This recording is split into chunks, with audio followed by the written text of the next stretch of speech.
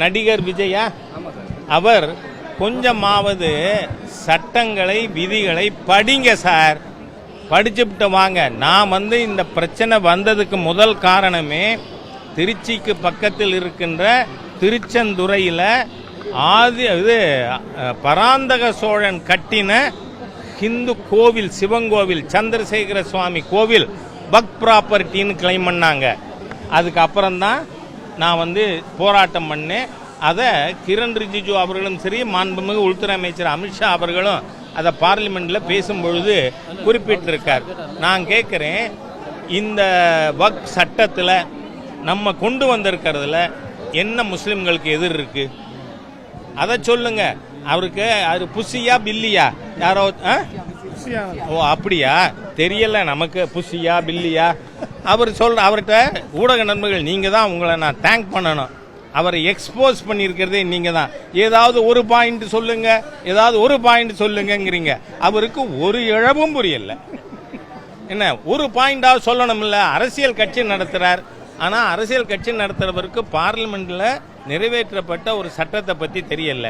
எல்லா இடங்களிலும் தமிழ்நாட்டில் மாத்திரம் 53,834 சொத்துக்கள் இந்துக்களுடைய கோவில்கள், இந்துக்கள் வீடுகள், இந்துக்கள் நிலம் அபகரிக்கப்பட்டு இருக்கிறது வக்ஃப்ல. காரணம் என்ன? ஓரல் வக்ஃப்ங்கிறாங்க. How can it be? நீங்கள் சொல்கிறீங்க ஆதித்த கரிகாலன் 1200 வருஷத்துக்கு முன்னாடி பராந்தக சோழன் கட்டின கோவில் பக் ப்ராப்பர்ட்டிங்கிறீங்க. அதே மாதிரியாக இங்கே வேலூருக்கு பக்கத்தில், ராணிப்பேட்டைக்கு பக்கத்தில் வேப்பூர், அங்கே போனால் 1933 2 வன்னியர் பெரியவர்கள் நீதிமன்றத்தின் மூலமாக பெற்ற இடம் வக் ப்ராப்பர்ட்டிங்கிறீங்க.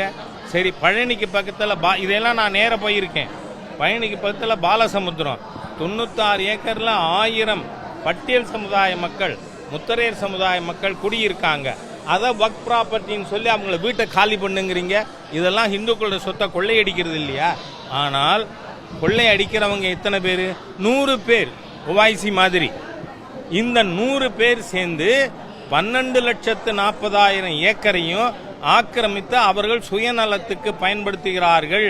அதில் பாராளுமன்றத்தில் பிஜேபி மெம்பர்ஸ் பேசும்போதே சொன்னாங்க, எங்கேயாவது முஸ்லிம் விதவைகள், முஸ்லிம் ஏழைகள், முஸ்லிம் அனாதைகள், அவங்களுக்கு ஏதாவது நீங்கள் சோஷியல் சர்வீஸ் சேவை செஞ்சிருக்கீங்களான்னு கேட்டால் இல்லை.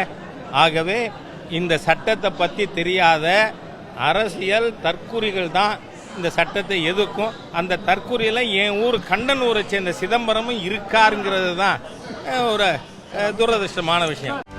செய்திகளை உடனுக்குடனும் துல்லியமாகவும் தெரிந்து கொள்ள சப்ஸ்கிரைப் பண்ணுங்க.